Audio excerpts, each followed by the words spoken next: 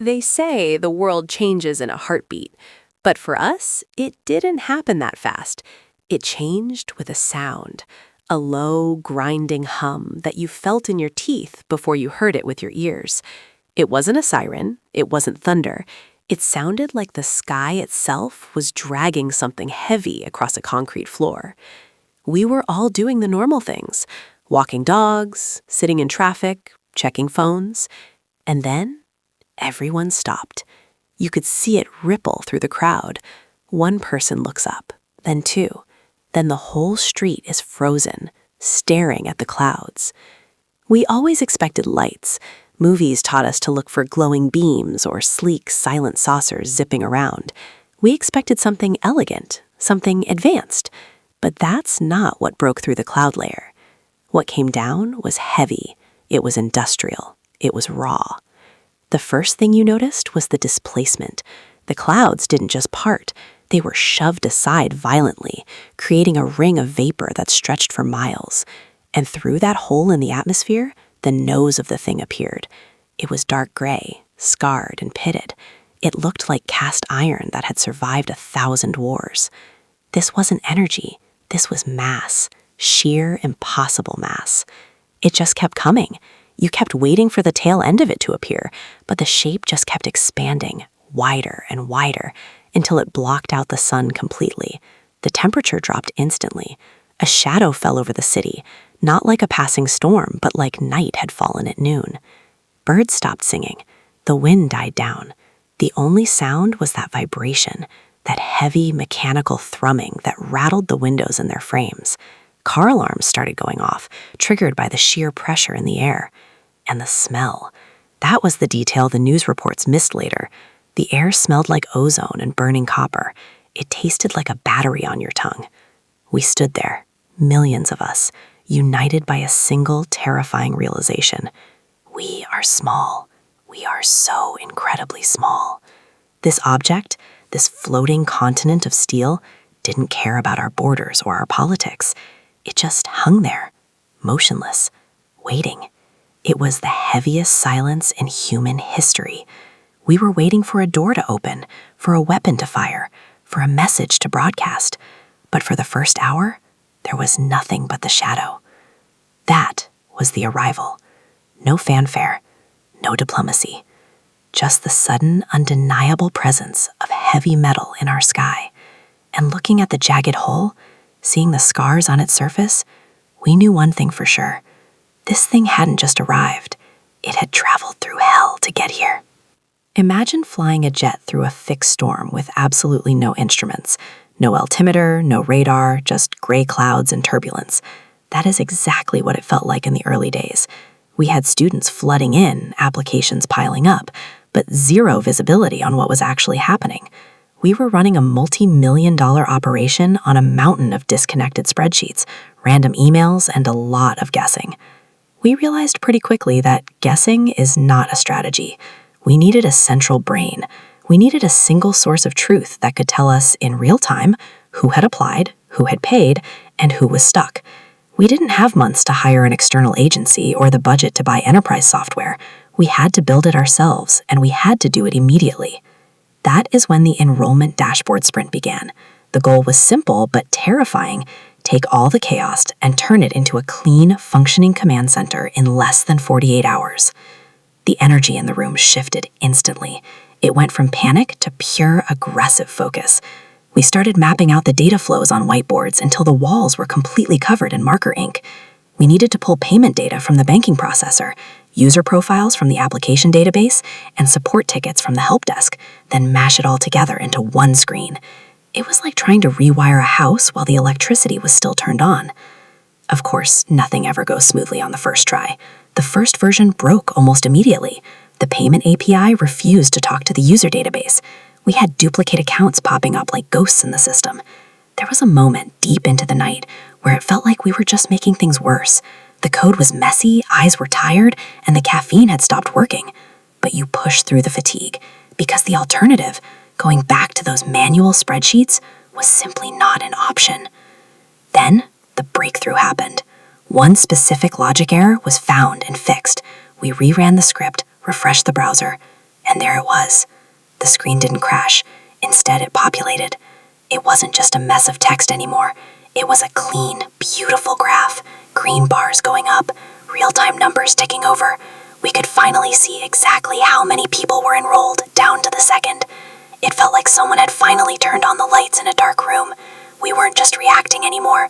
We were finally in control. But having the data was only step one. Now that we could actually see the enrollment numbers, we realized we had a much bigger problem staring us in the face. The demand was way higher than we thought, and our infrastructure wasn't ready for the wave that was about to hit. So you see this credit sitting in your account. It looks like free money, right? $200 just waiting to be spent. But here is the catch that trips everyone up. It is not a gift card.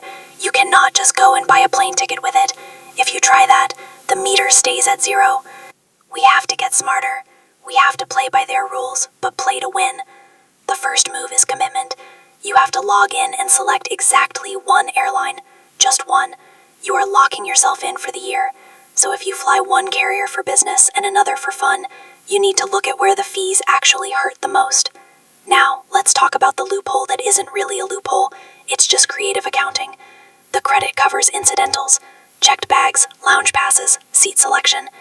But the holy grail, it's finding a way to bank that cash for later. Some airlines have digital wallets or travel banks. If you load small amounts of cash into those wallets, the system often sees it as a fee, not a ticket.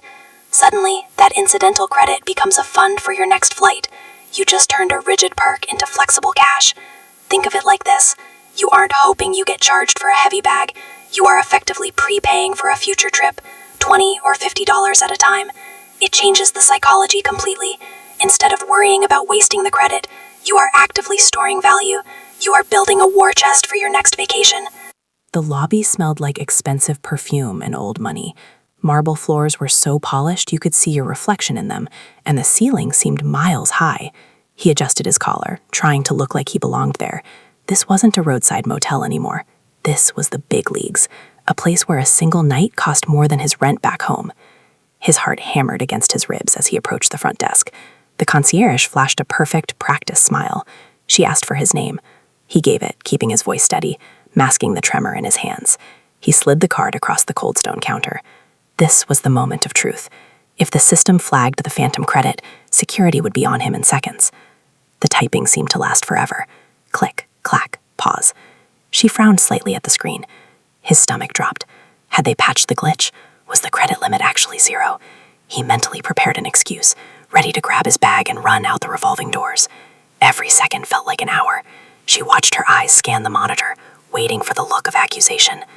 Then, her face relaxed. She looked up and apologized for the wait. The system was just a little slow today.